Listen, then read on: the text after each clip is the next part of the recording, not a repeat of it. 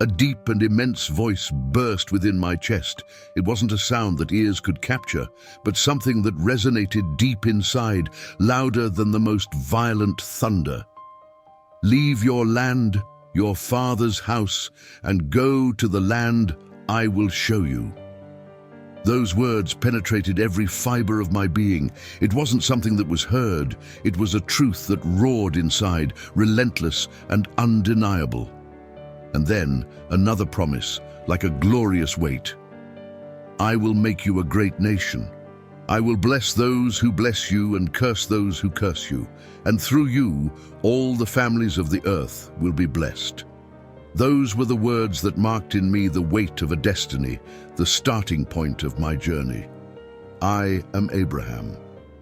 Before I was called that, I was Abram, born in Ur of the Chaldeans, in a prosperous city in Mesopotamia, where the great rivers Tigris and Euphrates nourished the land.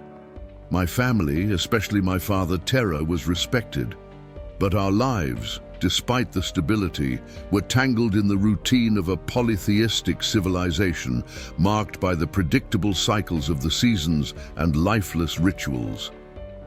Then came the call, like a tear in the veil of normality, a divider between what was and what was meant to be. "I will make you a great nation. I will bless you and make your name great, and you will be a blessing." Genesis 12. The promise. How could I, a simple man, be chosen to bear such a promise? I, a tiny being under the starry firmament that covered me that night. And yet, it was precisely there, at the age of 75, that the course of my existence changed forever. With a heart full of hope and fear trying to paralyze me, I made the decision to leave. The future was uncertain, but my faith, though timid, was already burning inside me. I was accompanied by Sarai, my wife, and Lot, my nephew, along with everything we had accumulated, our belongings and the souls who followed us. Heading into the unknown, we journeyed toward Canaan. It was a land of hills, fertile valleys, and promises. However, we were not the first to tread that soil. The Canaanite people inhabited those fortified city-states, each with its own king, its customs and beliefs. It was a vast land, its fields and vineyards stretching as far as the eye could see. The scent of olive groves and fig trees filled the air. But as rich and promising as it was, Canaan already belonged to others. Nevertheless, we pressed on. When we reached the sacred place of Shechem, under the oak of Moreh, the presence of the Lord was felt again. He appeared to me and made me another promise. At every step, in every camp, I raised an altar, invoked the name of the Lord, and reaffirmed my faith, marking the land not just with my footprints, but with acts of devotion. It wasn't long before the land that had received me under God's blessing became inhospitable under the weight of a severe famine. What to do? I looked to the heavens, seeking answers. The decision to go down to Egypt, the land of the Nile and its full granaries, was a bitter choice, an open wound in my trust. How could that famine so deeply test the promise that God would care for me? "Do not be afraid, Abram. I am your shield. Your reward will be very great." Genesis 15. The words echoed in my soul, but still, fear persisted. Sarai. Her beauty was dangerous. Fearing for my life, I devised a plan. In Egypt, the contrast was stark. On one side, the grandeur of palaces, on the other, the misery of slavery. My stay was marked by gifts, sheep, cattle, camels, servants.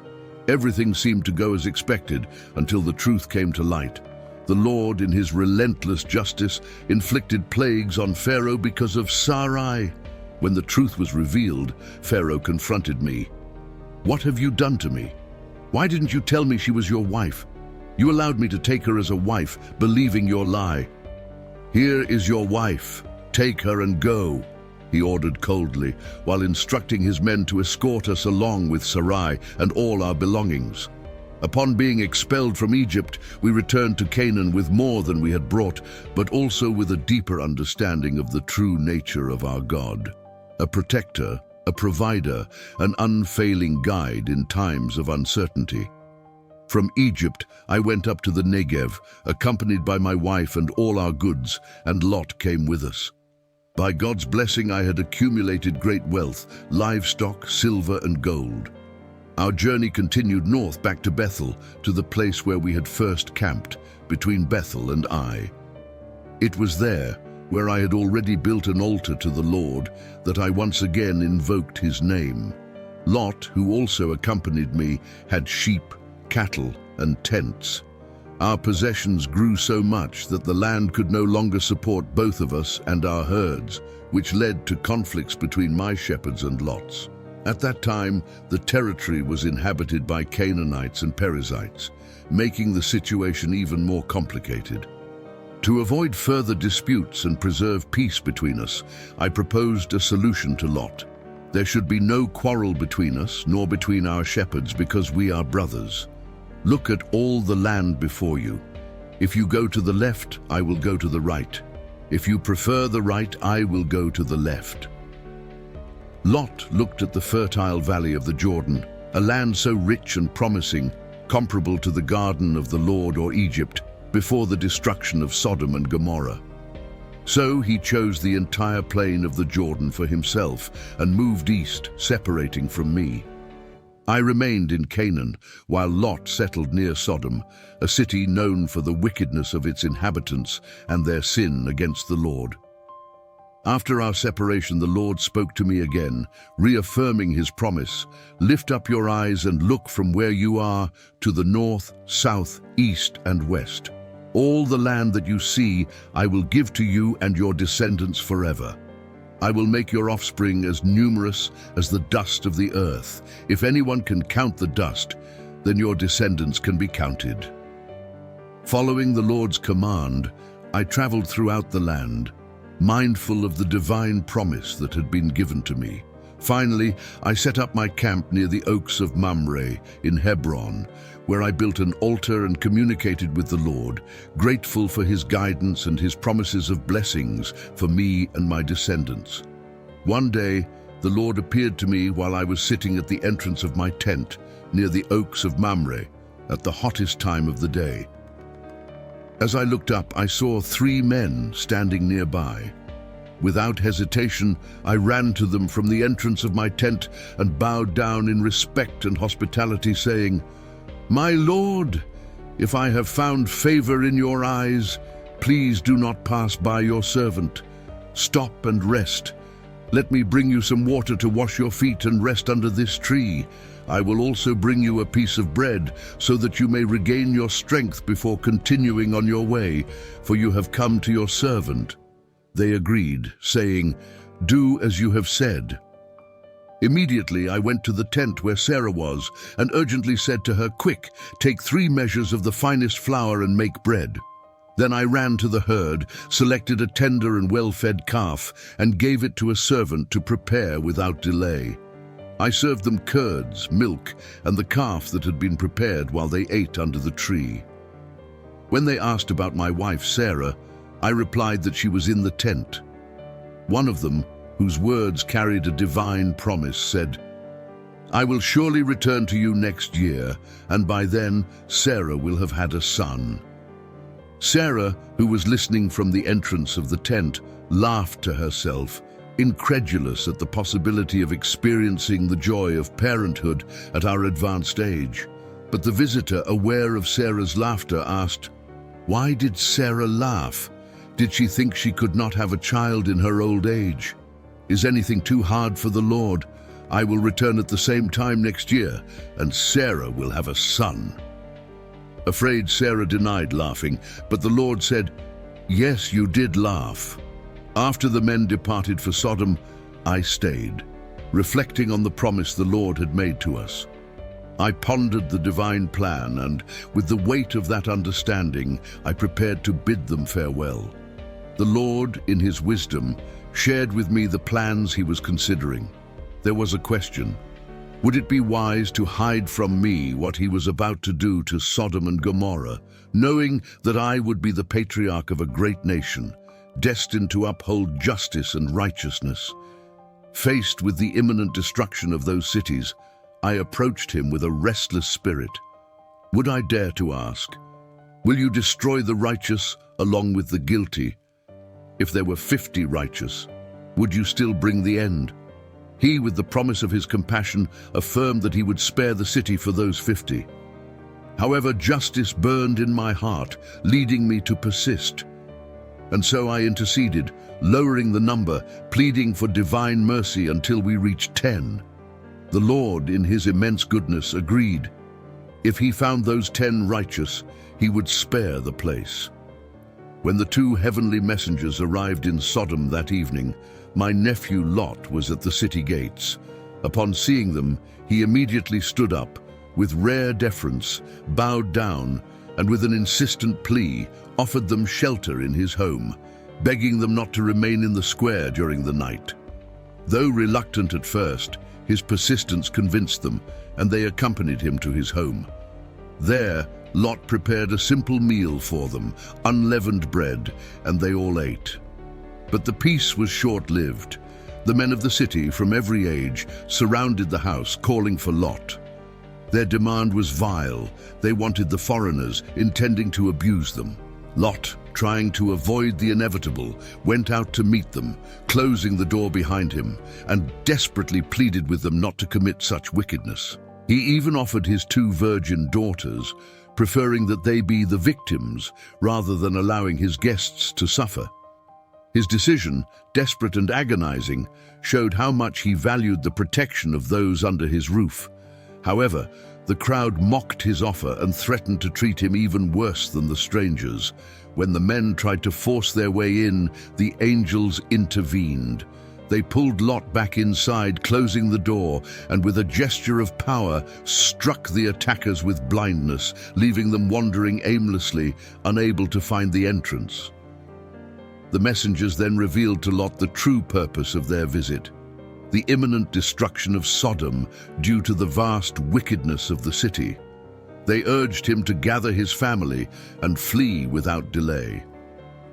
Lot tried to warn his sons-in-law, but they thought he was joking, not believing his words. At dawn, before Lot could hesitate, the angels took his hand, along with his wife and daughters, and led them out of the city, an act of the Lord's mercy. Once safe, the angels gave the command: "Flee to the mountains, do not look back." Fearing he couldn't make it that far, Lot begged to take refuge in a nearby small town, Zoar. The angel agreed, allowing him and his family to seek refuge there. As the sun rose and Lot reached Zoar, the Lord rained down sulfur and fire on Sodom and Gomorrah, completely destroying the cities. But Lot's wife, disobeying the command, looked back and was turned into a pillar of salt. The next morning, I returned to the place where I had stood before the Lord, and what I saw shook me.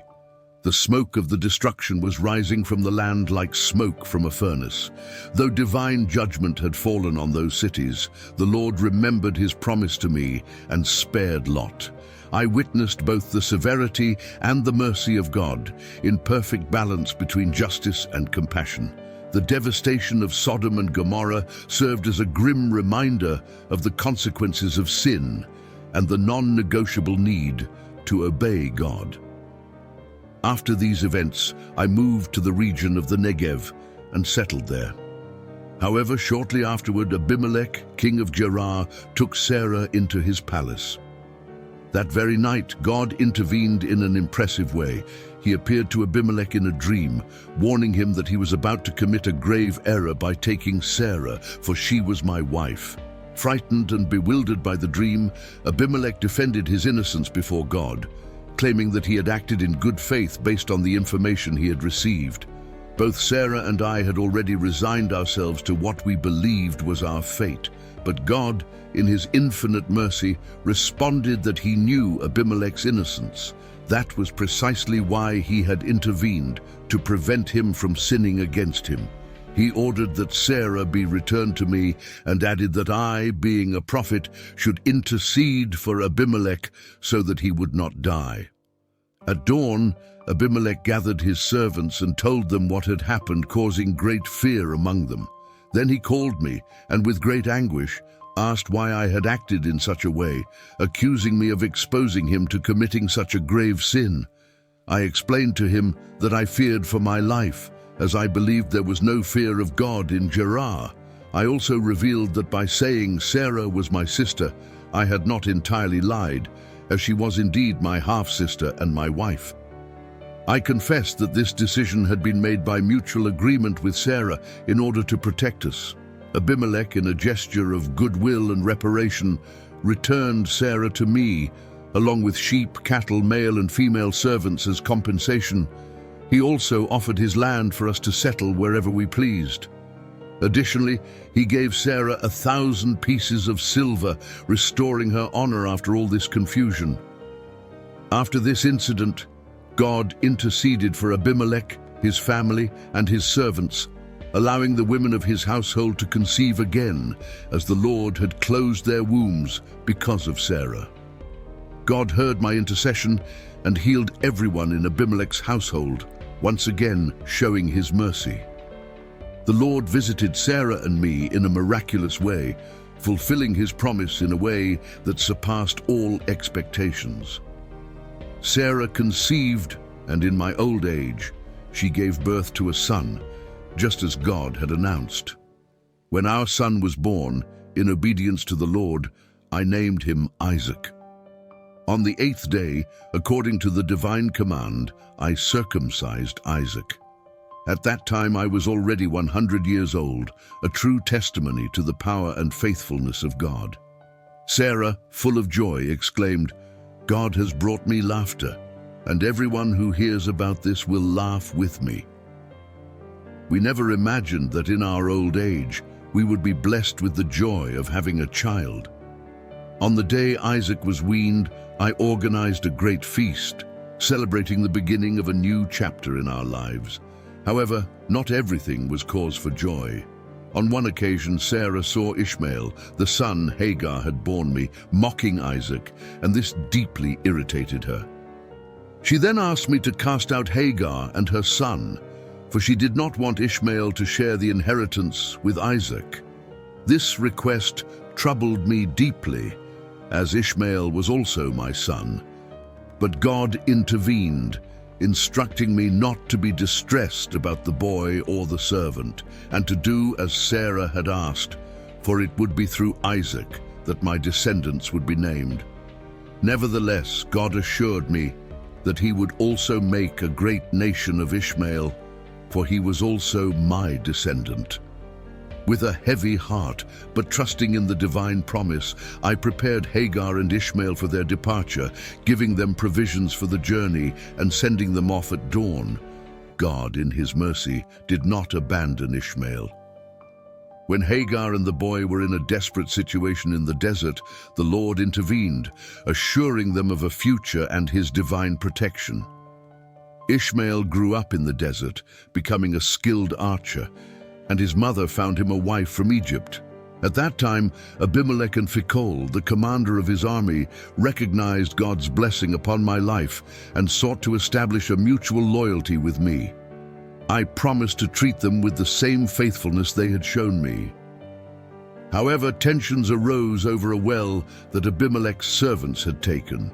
Despite the conflict, we managed to reach an agreement, sealing an alliance with the exchange of gifts and an oath at Beersheba, which means well of the oath. After these significant events, God decided to test me. He called, "Abraham." I responded, "Here I am." Always willing to listen to his voice, he then gave me an order that would shake the heart of any father. "Take your only son, Isaac, whom you love so much, and go to the land of Moriah. There, offer him as a sacrifice on a mountain that I will show you." I cannot describe the whirlwind of emotions that overwhelmed me at that moment. However, with unwavering faith in God, I rose early the next morning. I prepared the donkey and, along with 2 servants and my beloved son, we set out. I cut the wood for the sacrifice, and we headed to the place God had indicated. On the 3rd day of the journey, I saw the place from afar. I told the servants to stay with the donkey while Isaac and I continued. I assured them that we would worship and then return. I placed the wood on Isaac's shoulders, and we continued on our way.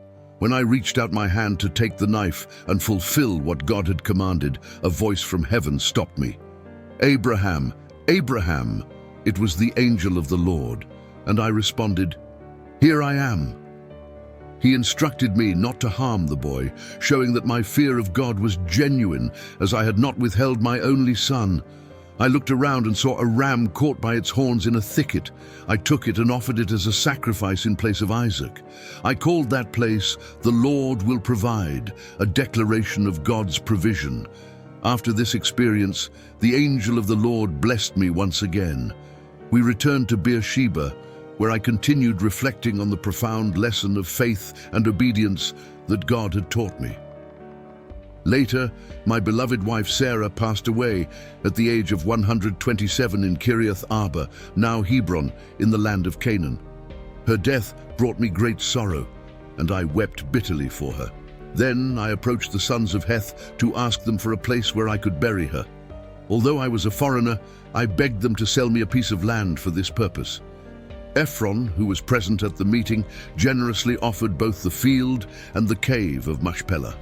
I formally bought it in front of everyone, and there I buried Sarah, marking that field as the resting place for our family. After Sarah's death, I found comfort in Keturah, whom I married and with whom I had more children: Zimran, Jokshan, Medan, Midian, Ishbak, and Shua. Thus, the family that God had promised continued to grow. Jokshan, in turn, had Sheba and Dedan, further expanding our descendants. To Isaac, the son of the promise I had with Sarah, I left all my possessions, fulfilling what God had established. I lived 175 years, a life full of challenges and blessings, always marked by my relationship with God and my obedience to His commandments. When the time of my departure came, I died in peace, satisfied with the life I had lived.